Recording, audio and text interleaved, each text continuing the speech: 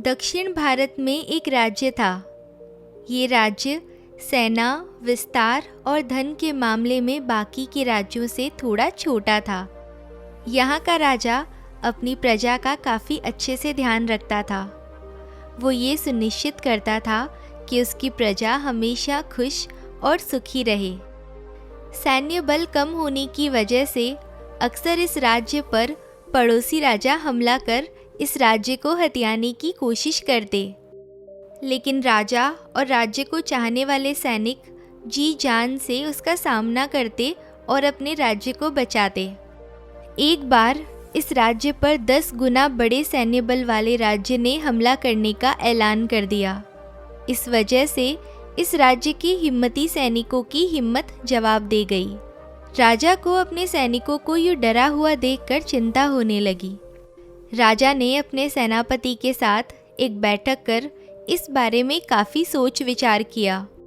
राजा ने इस समस्या के लिए सेनापति से उपाय चाहा।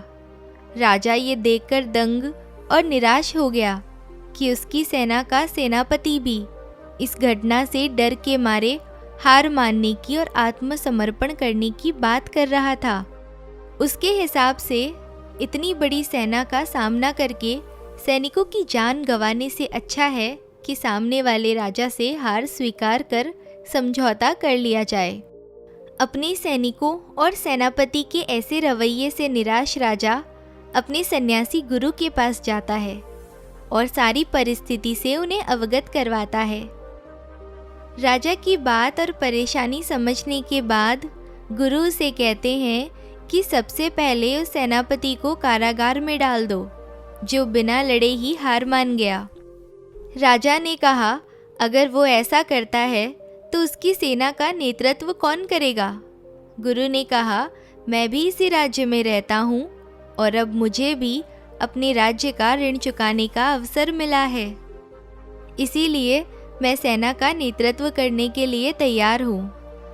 हालांकि राजा को ये समझ नहीं आ रहा था कि एक सन्यासी गुरु जिसने कभी कोई युद्ध नहीं लड़ा कैसे सेना का नेतृत्व कर सकता है, लेकिन और कोई मार्ग न होने से राजा मान गया। गुरु अपनी हताश सेना को लेकर युद्ध के लिए कूच कर गया। चलते चलते सेना एक मंदिर के पास पहुंची।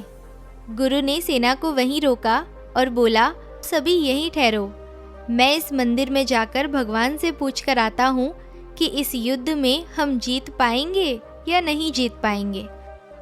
अपने नए सेनापति की बात सुनकर सभी सैनिकों को अजीब लगा। कुछ सैनिकों ने उन्हें पूछा कि इस मंदिर में पत्थर की मूर्ति कैसे आपको हमारी हार या जीत के बारे में बताएगी। गुरु ने कहा, मैंने सन्यासी जीवन के दौरान तपस्या करके कुछ दिव्य शक्तियाँ पाई है जिनकी मदद से मैं भगवान से बात कर सकता हूँ। इतना कहकर वो मंदिर के अंदर चले गए। कुछ मिनटों के बाद जब गुरु लौटे तब सैनिकों ने उनसे पूछा कि भगवान ने उनसे क्या कहा। गुरु ने कहा कि भगवान ने कहा है कि अगर आपको मंदिर में कोई रोशनी दिखाई दे तो आपकी जीत पक्की है। अब सभी सैनिक उसी मंदिर के पास रुककर मंदिर की तरफ देखने लगे, इस आशा में कि उन्हें वहां पर कोई रोशनी दिखाई दे। वे सभी पूरा दिन वहीं बैठे रहे और आखिरकार शाम होते होते उन्हें मंदिर के अंदर एक रोशनी दिखाई दी। सभी सैनिक खुशी से झूम उठे और एक नए आत्मविश्वास के साथ युद्ध के लिए रवाना हुए। ये युद्ध आसान नहीं था, लेकिन सभी सैनिक इतने आत्मविश्वास से भरे हुए थे कि कोई भी हार मानने के लिए तैयार ही नहीं था। 21 दिन चले लंबे युद्ध के बाद इस छोटे राज्य के बहादुर सैनिकों ने अपने से कई गुना बड़ी सेना को हरा दिया। जीत के बाद अपने राज्य वापस लौटते समय रास्ते में फिर वही मंदिर आया, तो सैनिकों ने गुरु से कहा कि वो मंदिर जाकर भगवान को इस जीत के लिए धन्यवाद कहकर आए, क्योंकि भगवान ने ही उन्हें रोशनी दिखाकर इस जीत का भरोसा दिलाया था।